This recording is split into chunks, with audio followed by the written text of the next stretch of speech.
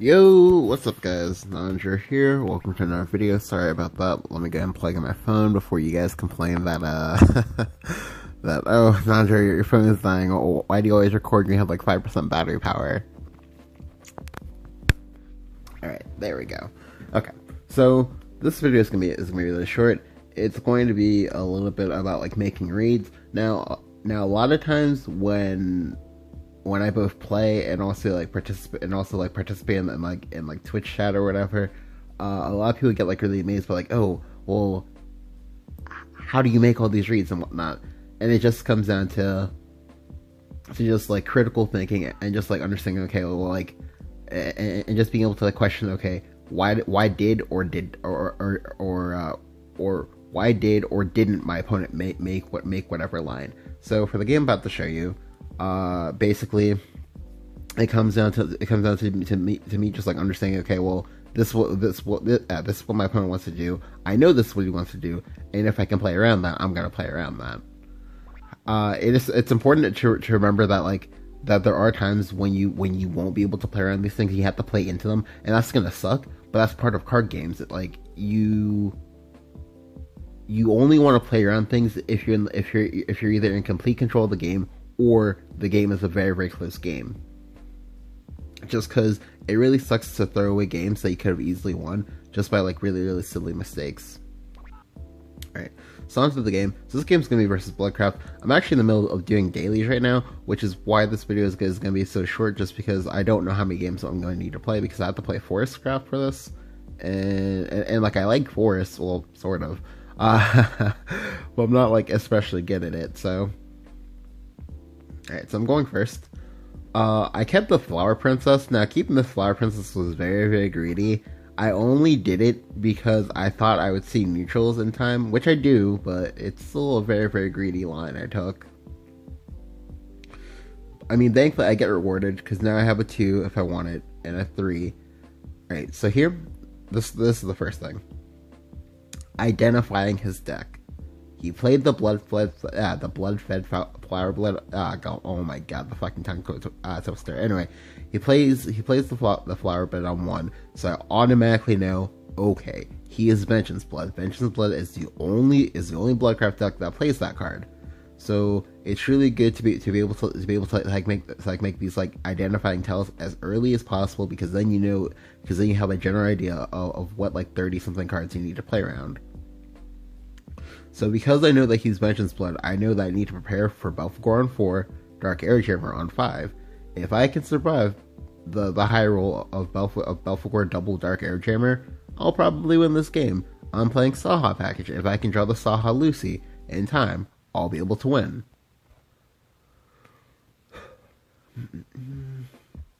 So I do pass my turn 2, which is it's not the worst thing, but it's like fine, because I'm on the play. So there's less time for him to be able to abuse me for me making like missteps in my early game curve. So here he plays the Spiderweb Imp. That's fine.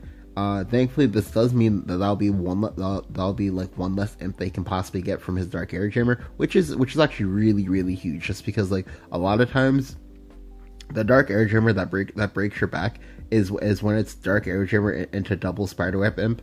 Just because the Spiderweb Imp is still it's a 1/4 ward. 4 HP is a lot to get through, especially on a ward. So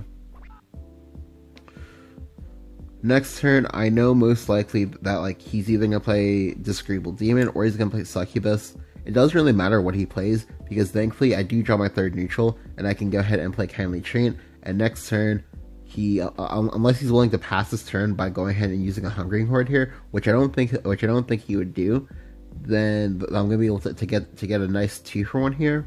That'll be really nice. Additionally, I'll be in a position to force him to use that first Evo. Now, he could have BKB, and that's fine, because even if he has the BKB, he's most likely not gonna have the foresight to pre-evolve his BKB, and that's gonna be huge for me, because that means that I can go ahead and go Kai'Sa plus Carrot, and I'll be huge. Because I'll have a 4/1 and a 2/2.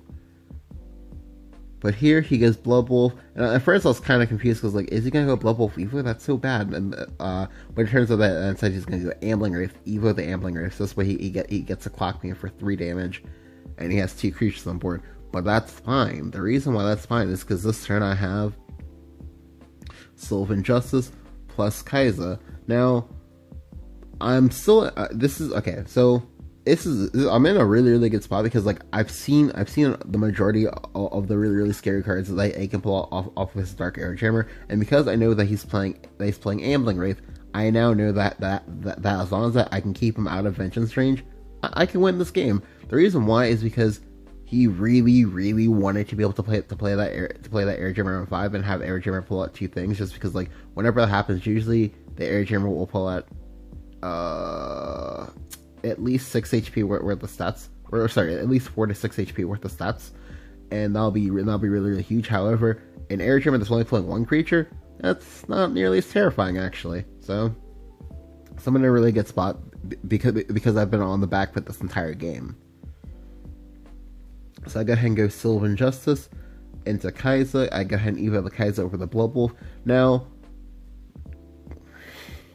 alright, so I have 1 evo point left. I really want to try to hold on to this evo point for as long as possible, just because if I can see a Beauty and the Beast, then I can try to go for the gambit of Beauty and the Beast, evolve it over something, and then hopefully have the Beauty and the Beast be at enough HP that he's either not going to want to clear it and be greedy, and I can just go ahead and clock him with Hector or Flower Princess, or conversely use the Beauty and the Beast as a massive gain 10 HP card, because again it's a very large creature. He needs to be able to clear it. If he can't clear it, he's gonna die. So so even though it doesn't look like it because I'm almost dead, I'm in a really good spot just because that number, his HP, that's not 10, it's at 11. His deck only comes on when he's under 10 HP. So here, this turn, he goes Diabolic Drain, and that's very good for me because like it means one of 2 things: either his hand is completely just dead or just like trash, and B, that was a very low tempo play, and so now I can do whatever I want this turn because I'm not in danger of dying, because he's still not in Vengeance range. The only way he can, and because he's at 13 HP, the only way he can put himself back in Vengeance range is if I hit him. So as long as I don't hit him and I just make a board, I'm gonna win this game.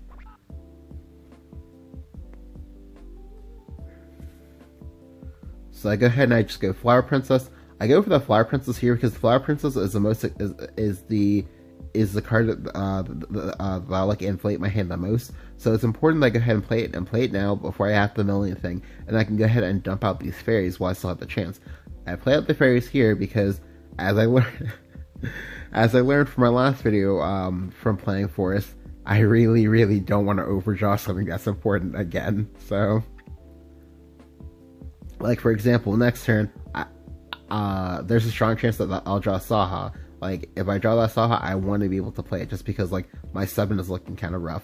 But here, this turn is important. So this turn, he full passed. So when he full passes here, I automatically know he has Revelation in hand. He wants me to hit him so he can play Revelation, so he can maybe go Revelation plus 3 drop, and in order to try to, like, climb back into this game. Or conversely, just try to set up for a Dark Air Jammer, because he knows that I most likely can't kill him from 7 HP with only 2 board spaces when I'm most likely not Roach. So, which is true. I can't kill him. However, I don't want to kill him. All I need to do is just make a board and then just one shot him, because that's what I need to do. So here, because I didn't take the bait, he's forced to play a Dark Air Jammer for 1. And what does it pull? It pulls out the worst possible target for him, and that of his Ambling Wraith.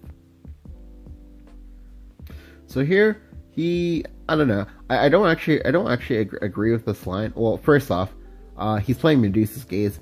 Medusa's Gaze is trash. Please don't ever fucking play that card, especially on fucking Vengeance Blood, and not at Masters. Please no. But then also on top of that, I don't actually agree with the Dark Air Jammer evolve. I would rather diversify my threats, I think, but I mean maybe that's just me. Just because, like, it doesn't matter which. I guess to be honest, it doesn't matter which way you evolve this, because whichever way you evolve it, it's going to die. just because I still have an evo point left. I have a carrot in my hand. He knows I have a thorn burst in my hand as well. So this stuff is just gonna die on the board. That's nice. Additionally, because I've made it to turn 8, I can now play out this Lucifer. So that's what I'm gonna do. I'm just gonna go ahead. Well, I was just gonna go ahead and just tempo out the Lucifer. However, because I draw the Saha quill, this is actually nice because I can go Saha Lucy here, and even though it will be off curve, the reason why this play is good is because it guarantees that I'll be able to heal for 8 with this Lucifer. Because right now I have full control of the board. Like there's no way that he gets control. They gets control of this board back because I won't let him do that. And by going Saha Lucy here, I can go ahead and I can protect my Lucifer from a possible Dance of Death that might be just lurking in his hand, or maybe be a top deck, and I can guarantee that I go back up to 19. How does he kill me from 19 when he's not even in Vengeance? And I have full control of the board. And I'm a late game scaling deck that's made it to the late game. He doesn't kill me. So at this point, it's just trying to play as conservative as possible, because like I don't need to overextend. Like the only thing that I need to do now is just do like low investment plays, and I'm going to win. So I just go ahead and go Saha Lucy, and I also go ahead and trade in my fairies. The reason why I traded my fairies over, say, trading in my Flower Princess in order to hit him for 2 damage is because this way I still get the damage, but I also get to empty out more cards from my hand, just because this Kaiser, like, it will kind of like inflate my hand. Additionally, I can keep all of my stuff at a very, very high HP total, and here he drops his hand, and look at that. Oh hey, here are these Urias that I just they do nothing. Because anytime I play anything, it's going to be super impactful at this point. He's also in top deck mode, still hasn't found a Belphegor, and so now there's a very, very strong chance he loses. So I just gotta go ahead and go Thorn Burst into Hector, because I don't need to take chances. Additionally, all I have to do is just threaten lethal each and every turn. Eventually he's gonna lose. He finally does play out the Revelation that I knew was in his hand the entire time, but it doesn't matter because now I get to play Lucifer. How does he deal with this Lucifer? He has to have double Dance of Death, or sorry, he has to have like triple Dance of Death into Emeralda. Like so basically he has to have like the most insane series of top decks in order to be able to come back into this game. But he doesn't, and so he loses. Now again, a really big important thing for this game was 1, he didn't see his Belphegor, and 2, I refused to set him into Vengeance because I already knew exactly what deck he was from turn 1. But yeah, that was just a little about making reads. Now, I would have made this video a little bit longer, but again, I'm in the process of doing my dailies, and I didn't know if I was going to get more games like this. Anyway, hope you guys enjoyed. If you did enjoy, go ahead and leave a like. If you didn't enjoy it, go ahead and let me know why you didn't enjoy it down in the comments below. Go ahead and hit that subscribe button if you haven't yet. I do try to go ahead and upload most days. And again, thank you guys for watching, and I'll catch you guys next time.